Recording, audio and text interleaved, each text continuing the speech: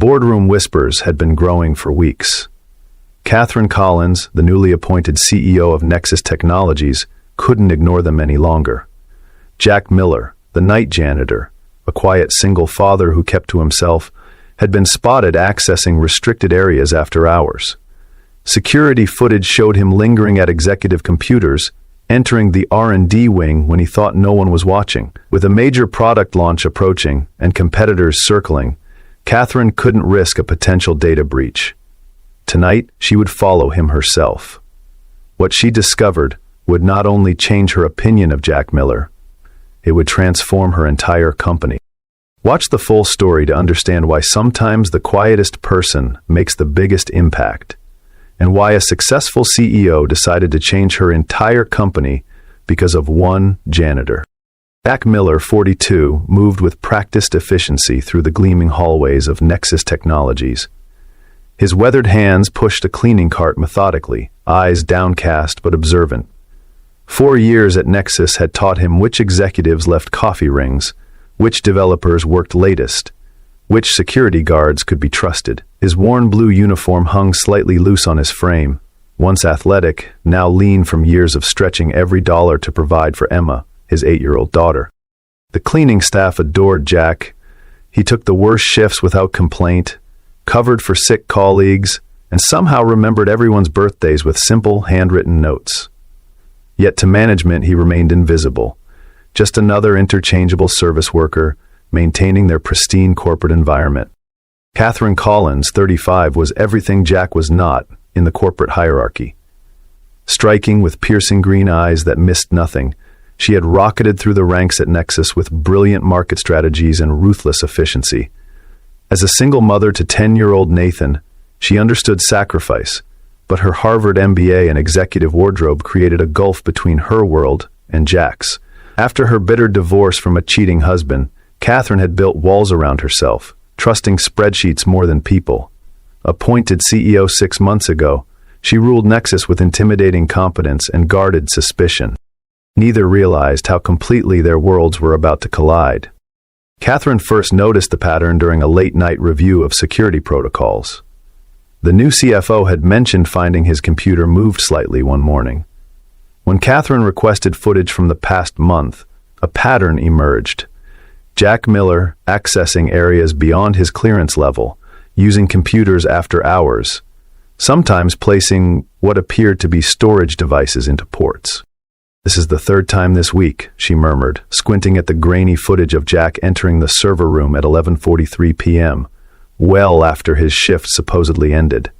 He emerged 40 minutes later, slipping something into his pocket.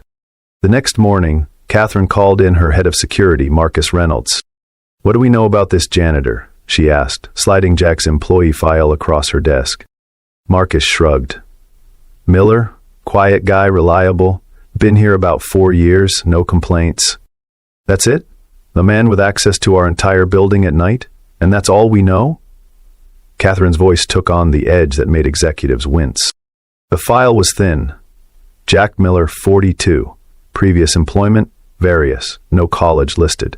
Single father. Emergency contact, Mrs. Elaine Miller, his mother. Perfect attendance record, minimum wage plus standard benefits. Nothing that explained why a janitor needed access to high-security areas or executive computers. That afternoon, Catherine noticed Jack polishing the glass walls of the conference room while her executive team debated quarterly projections. His reflection watched the presentation momentarily before moving on. Had he been reading the confidential numbers displayed on the screen?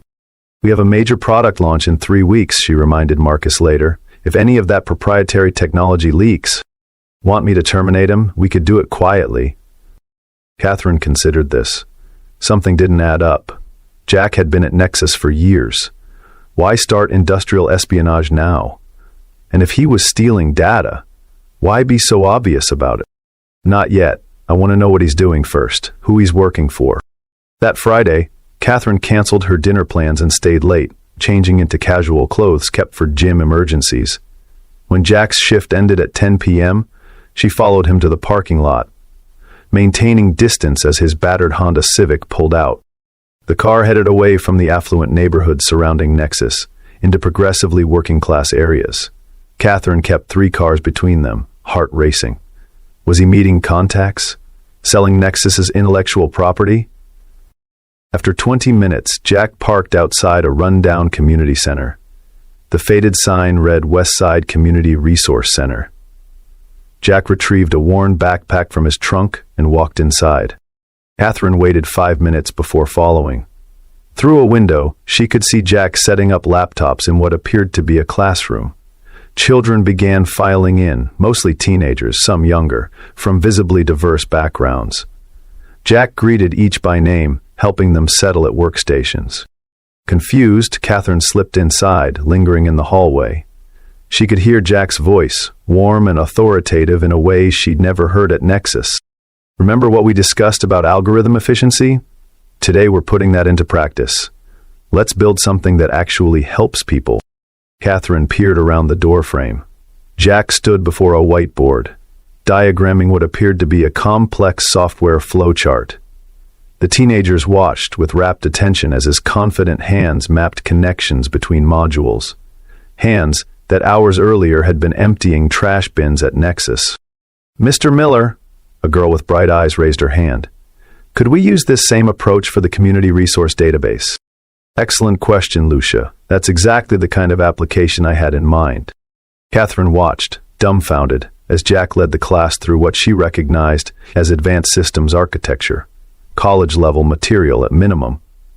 These children, many wearing second-hand clothes, typed furiously as Jack moved between stations, offering guidance with patient expertise. After class, she followed Jack to another room where younger children waited. From her hiding spot, Catherine watched as he distributed refurbished laptops to wide-eyed recipients. "These are yours to keep," she heard him explain to a boy no older than 10. "I've installed educational software and basic programming tools. The password is your birthday, just like we practiced." The boy hugged the laptop to his chest like a treasure. When Jack finally emerged from the center 3 hours later, Catherine ducked behind a column. She watched him load empty containers back into his car. The same containers she'd seen him carrying out of Nexus. Not stolen technology, but donated equipment. Her phone vibrated with an urgent email from her assistant. Distracted, Catherine failed to notice Jack approaching until he spoke. "Ms. Collins, is everything all right?" She froze, caught in her surveillance. Jack stood a respectful distance away, confusion evident on his tired face. "I was just dropping off donations," she improvised, gesturing vaguely toward the center. Jack's expression remained neutral, but his eyes, surprisingly sharp and intelligent, reflected disbelief. "The center always appreciates support," he said carefully, "especially from someone like yourself." "Someone like myself? Someone with influence?" He hesitated. "If you're interested in the program, I'd be happy to show you around properly next time. We teach coding, digital literacy, resume building, basic skills that might help these kids break cycles of poverty. And you're qualified to teach these things because..." The question came out more accusatory than intended. Something shuddered in Jack's expression. "Good night, Ms. Collins." He walked to his car without looking back, leaving Catherine with more questions than when she'd arrived. The next morning, Catherine instructed her assistant to compile everything available on Jack Miller. By afternoon, she had her answer. One that made her sink into her chair in disbelief. Jack Miller wasn't just qualified to teach programming. According to archived articles and patents, he had once been Jonathan Jack Miller, Senior Systems Architect at Empirical Software. More startling, he had been part of the original development team for the core technology that Nexus had later acquired and built their flagship products upon. "This can't be right," Catherine muttered, scanning employment records. Jack had held a prestigious position at Empirical, then abruptly disappeared from the industry 5 years ago. Further digging revealed the reason: a wrongful termination lawsuit that Jack had filed against Empirical's then CEO William Harrington. The suit claimed Jack had been fired after blowing the whistle on unsafe shortcuts in medical software that could have endangered patients. Though Jack had eventually won a modest settlement, Harrington had blacklisted him throughout the industry. Shortly after, Jack's wife had died of cancer, leaving him alone to raise their daughter.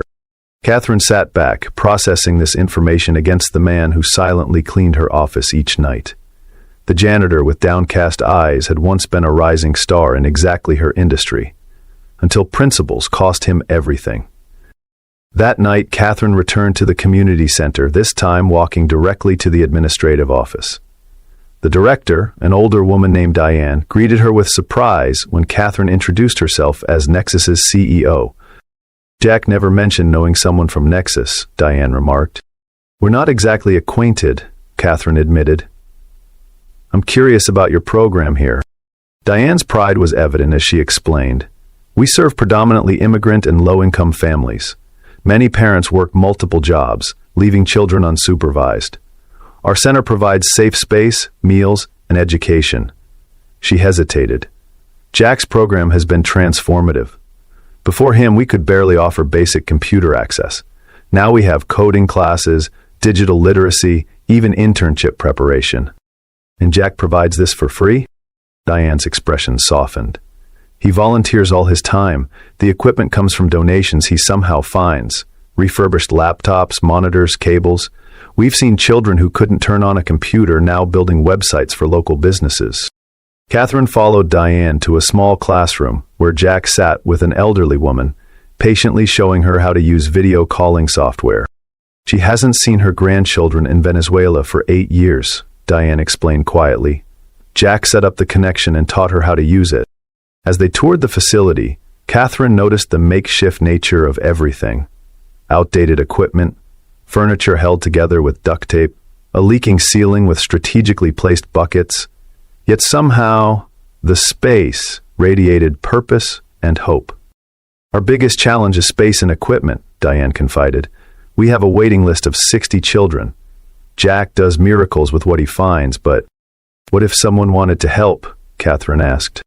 Diane's eyes widened. "That would be extraordinary." The next day, Catherine authorized an anonymous corporate donation to the West Side Center. Enough for building repairs, new equipment, and expanded programming space. When Jack arrived that evening to find new computers being installed, Diane simply said they'd received an unexpected blessing. Over the following weeks, Catherine found herself inventing reasons to work late, observing Jack from a distance. Once aware of his background, she noticed the incongruities. How he methodically organized server cables that most janitors would jumble together. How his eyes lingered on code displayed on developer screens. The careful way he handled electronic equipment others might treat as trash. When developers left prototype tablets unattended, Jack didn't steal them. He adjusted their position to prevent overheating. When confidential documents were carelessly left out, he didn't photograph them, he placed them in secure drawers. The man she'd suspected of corporate espionage was actually providing unpaid security oversight. Catherine was still processing these revelations when crisis struck Nexus.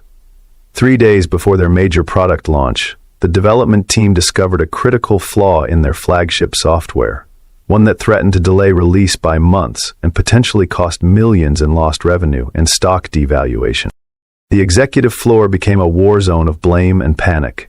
Catherine ordered an emergency meeting of all senior technical staff. Solutions proposed were either too time-consuming or risked introducing new problems. As the meeting descended into finger-pointing, Catherine noticed Jack quietly cleaning the adjacent conference room, his reflection in the glass showing an expression of concerned concentration. On impulse, Catherine stepped out of the meeting. "Jack, could I speak with you a moment?" He followed her to a quiet corner, maintaining a respectful distance. "You were part of the original empirical team that developed our core framework," she stated without preamble. Jack's expression revealed nothing. "You've been researching me." "Yes." Catherine met his gaze directly. "We have a critical system failure in the integration layer. Given your background, I wonder if you might have insights." For a long moment, Jack said nothing. Then, "May I see the error logs?" Catherine led him to her office, ignoring the startled looks from executives as the janitor followed her. She pulled up the diagnostic reports on her screen. Jack studied them intently, his posture shifting subtly as he leaned forward. Transformation visible as the janitor receded and the architect emerged. His fingers hovered over the keyboard questioningly. When Catherine nodded permission, he began typing with confident precision, navigating complex system architecture with evident familiarity. After 20 minutes of focused work, he straightened. The integration layer isn't the primary problem. It's a memory allocation issue in the underlying framework, something we encountered in the original development. He pointed to specific sections of code. These workarounds are triggering cascading failures when the system scales beyond certain parameters. Can it be fixed before launch? Catherine asked.